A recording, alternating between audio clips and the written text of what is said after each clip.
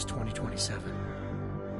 Advances in biotechnology were helping people improve their physical and mental abilities to an amazing degree. Provided, of course, they had enough money. A new breed of people was emerging, half human, half machine. And in Detroit, at least, not everyone was happy to see it. I'd just landed a job as head of security at Sarif Industries, a cutting-edge biotech firm. David Sarif himself handpicked me for the job, said he needed me to keep his people safe. My ex, Megan Reed, was one of them. Brilliant neuroscientist, Megan had found a way to make augmentation safe and affordable for everyone. All she had to do was present her research to Congress. But the night before her big meeting, my security measures failed. A team of Black Op mercenaries stormed into Sarif headquarters, massacring everyone in sight. 3 of the mercs were heavily augmented walking tanks. Their mission? Take out Megan and her team. I tried to stop them, but their leader tossed me through a plate glass wall. Last thing I heard as his bullets slammed into my brain was Megan's dying scream. I should have died with her. Only I didn't. High-end military-grade enhancements saved my life. The best augmentation Sarif's money could buy. It took me half a year to get a feel for them. Should have taken longer. But 6 months into my recovery, Sarif Industries was attacked again. This time, by a radical group of pro-human purists. Violent, militant, and fanatically opposed to human augmentation. They claimed to be members of Humanity Front, a non-profit organization that wanted the UN to limit biotechnology research. The thugs broke into Sarif's factory and found machinists working overtime on a top-secret military augment called the Typhoon. Sarif sent me to retrieve it, and when I did, I found one of the so-called purists next to it, wired with cerebral implants, trying to download its classified specs. Obviously, something more was going on. The AUG killed himself before I could question him. Sarif ordered me to dig deeper, so with the help of Frank Pritchard, Sarif's head of cybersecurity, I did. Turns out a second hacker had been controlling the AUG's actions from somewhere off-site. Pritchard and I tracked his signal to a secret FEMA internment camp in Detroit. The Black Op mercenaries were there. The same mercs who'd left me for dead 6 months before.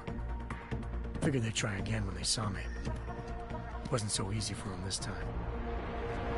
I took out the tank named Barrett, even got him to give me a new lead. A penthouse apartment in China. Of course, we both knew it would be a trap in the end.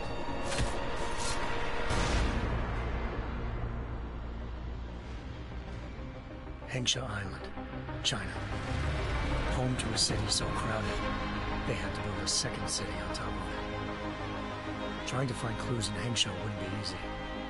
Lucky for me, I wasn't alone. Farida Malik, Sarif Industries' ace pilot, had lived in Hengsha before. A good person to have on your side. She knew enough about the place to get me around. Malik dropped me in the lower city, close to the penthouse Barrett had told me about. Bell Tower Associates, a private security firm under contract to the Chinese government, had agents tossing the suite when I arrived. Just not for the reason I'd been expecting. Turns out the man who lived there was a criminal hacker named Van Bruggen. The same hacker who'd been remotely controlling the AUG in Sarif's factory. Van Bruggen's panicked decision to force the man to commit suicide had been a mistake.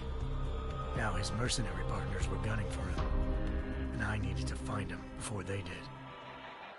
Locating Van Bruggen meant playing nice with the Triads, Hengsha's organized crime lords. They had the hacker holed up inside a low-rent capsule hotel. By the time I found him, Van Bruggen had no qualms giving up the woman who hired him. Zhao Yunru, president of the Taiyang Medical Corporation. According to Van Bruggen, Zhao wanted to monopolize the augmentation industry and had hired Black Op mercenaries to destabilize her competition. Sarif Industries was at the top of her list. To prove this, I needed to get inside TYM and grab a surveillance hologram off a server. I suspected Van Bruggen was hiding something when he told me this, but nothing could have prepared me for what I saw. Megan wasn't dead. She and her 4 best researchers had been kidnapped, spirited away somewhere while their kidnappers made it look like they were dead. Desperate to learn more, I confronted Zhao in her penthouse. She claimed to be a pawn in a bigger plan, and hinted at a group so powerful it controlled global interests at a whim. Then she slipped into a panic room and hit the alarm, forcing me to make a very quick exit. I figured Zhao was lying, but part of her confession made sense. David Sarif had been worried about his people. So worried, he'd required all of them to have subdermal locator devices surgically implanted. The GPOs would have been broadcasting the day of the attack. But Zhao said a single call to Picus, the world's leader in global 24-hour satellite news, had turned those signals off. I needed to fly to Picus headquarters in Montreal if I wanted to learn more.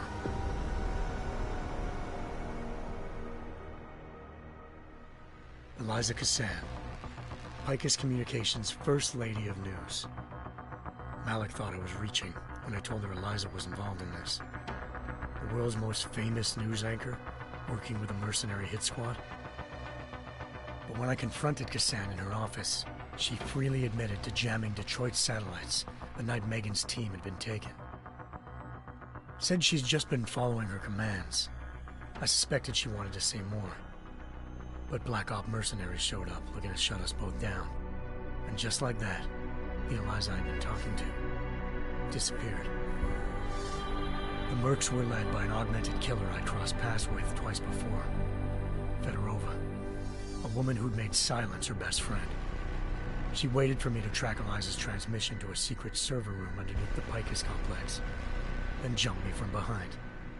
A deadly fight ensued. I made sure she never moved silently again. With Fedorova down and no one left to keep Eliza quiet, she reappeared. Turns out Picus's First Lady of News wasn't a lady at all. She was a sophisticated AI program, engineered to monitor data streams and control what people believed. Eliza told me the Mercs had brought in a Humanity Front doctor named Isaiah Sandoval to remove the scientist's implanted tracking devices while Detroit's satellites were down. She also told me to speak to David Sarif if I wanted to learn more. By the time Malik and I got back to Detroit, tensions between normal and augmented citizens had reached a flashpoint. Riots were breaking out in several cities, and the UN was being urged to intervene. Sarif was trying hard to convince Hugh Darrow, the inventor-turned-philanthropist who'd once been a leading proponent of enhancement technologies, to help stop a possible regulatory vote. Sarif had a lot riding on Darrow. Megan's discovery would have given millions of people the chance to evolve beyond their normal human abilities, and at the same time catapulted Sarif Industries to the top of the Fortune 500. According to Sarif, Megan's kidnappers knew this, and didn't want people evolving unless they controlled how it was done. He called his enemies Illuminati, and urged me to keep searching. Determined to do so, I tracked down Sandoval via America's most outspoken augmentation opponent, Bill Taggart, Sandoval's boss and founder of Humanity Front. Sandoval admitted to operating on Megan's team when I confronted him, but said he hadn't removed their GPLs. He'd merely switched them to a different frequency. Pritchard was able to trace one of the signals to China. Malik and I immediately took off in pursuit. Unfortunately, the Illuminati were one step ahead.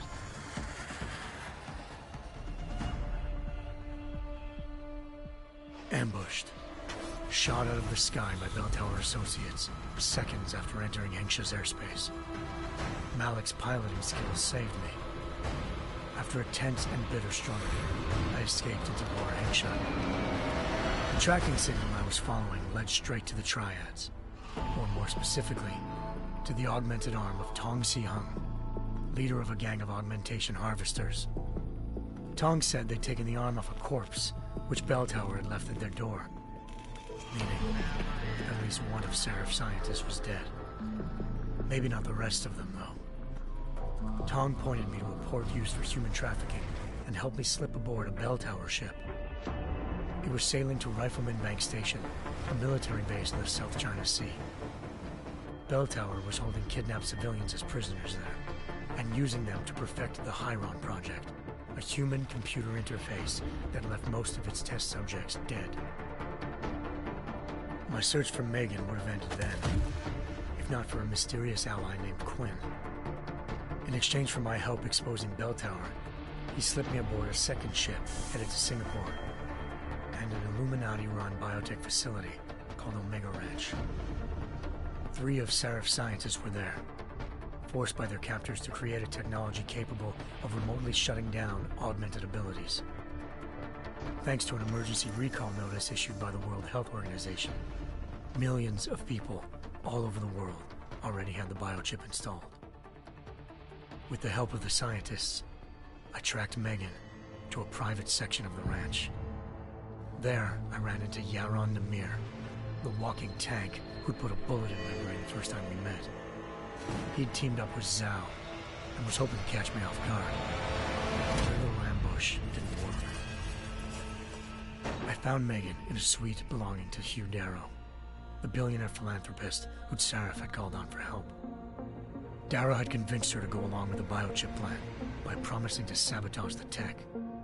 As she was explaining this, Darrow appeared in a global broadcast, telling the world that augmentations would be the death of mankind.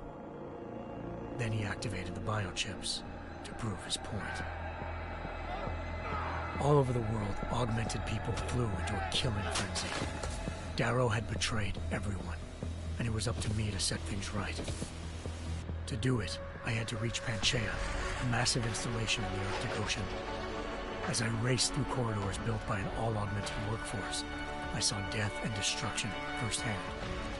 By the time I shut down Darrow's broadcast, I knew the damage he'd done.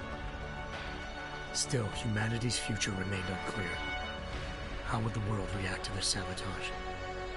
Would people ever regain their faith in augmentations again? What would be the Illuminati's next move? Only time will give us the answers.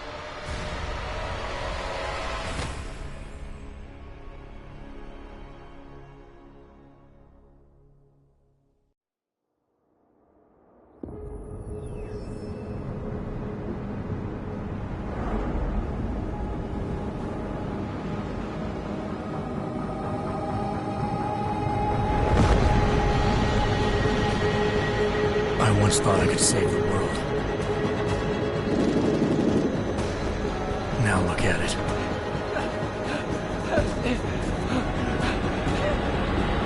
In yet another augmented terror attack, 251 passengers aboard Sister Airlines Flight 451 were killed when an augmented passenger broke into the plane's cockpit and ruthlessly butchered its flight crew.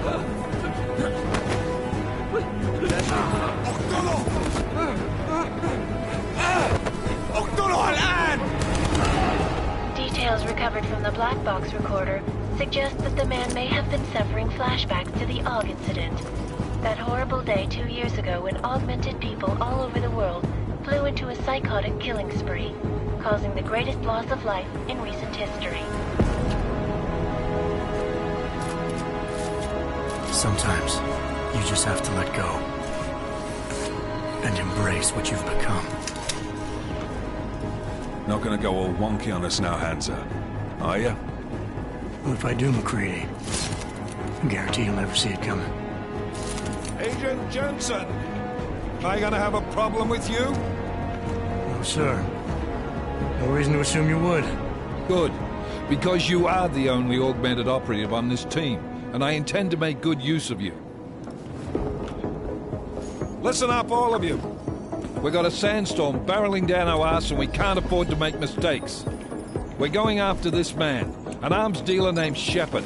He's ex-Bell Tower, one of the Special Forces commanders who disappeared during the incident. And he's come out of hiding?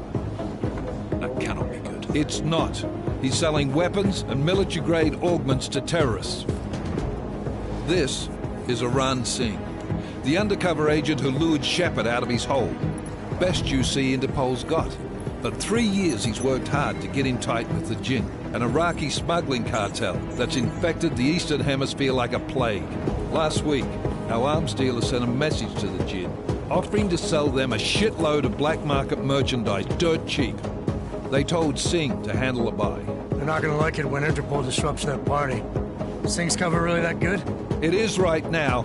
We need to keep it that way. This is where the deal's going down. A half-finished high-rise hotel that's been abandoned ever since the incident. It's not a pretty picture inside. Let me guess. Most of the laborers were augmented with heavy-duty industrial rigs. So when the incident hit, and they all went schizo, things got gruesome real fast. And no one, except for some homeless junkies, have been inside the place ever since. So what's the plan, Director? Singh's meeting Shepard on the ground floor, inside the hotel's main atrium. He sent the bulk of his Jinn crew to the penthouse levels to secure a vantage point. I want McCready's team to take up positions overlooking the atrium and make the arrest.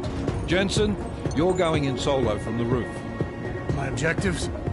Keep the Jinn from joining the party. As far as we can tell, only one route connects the atrium to the penthouse level, a halfway decent elevator shaft. Here. I want you to block access to it. Fine. Just cut me loose. Do you plan on relying solely on your augments for this one? I'd recommend taking a little hardware, just to be sure.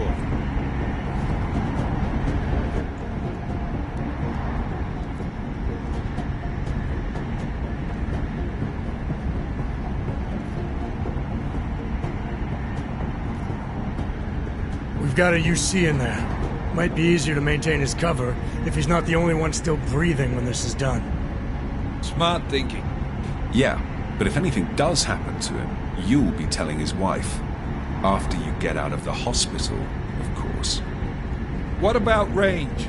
There's lots of wide spaces and high ceilings in there, but a number of tight and constrained rooms too. So it's a crapshoot, really.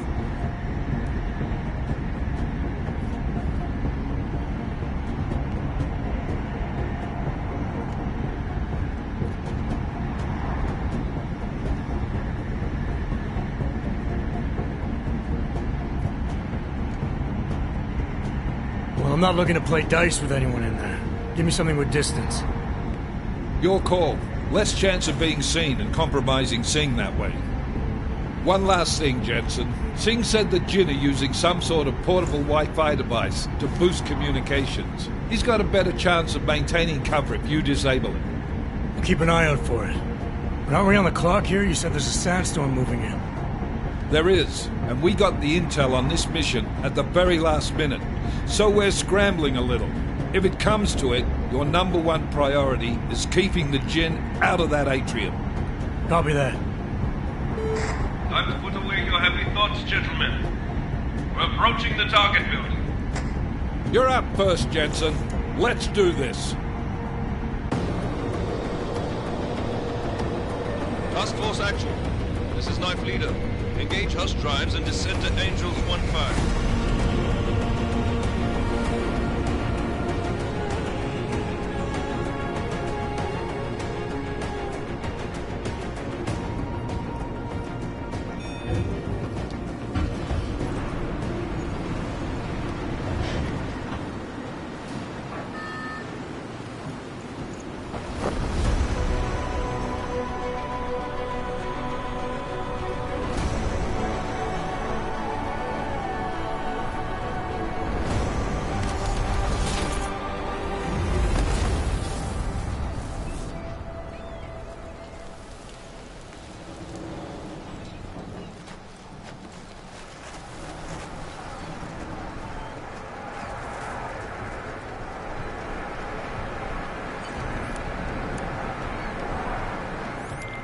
Team leader, this is Jensen. I'm on the roof.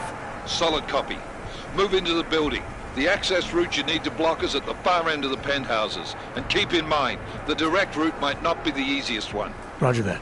McCready will advise once his team is on the ground. Miller out.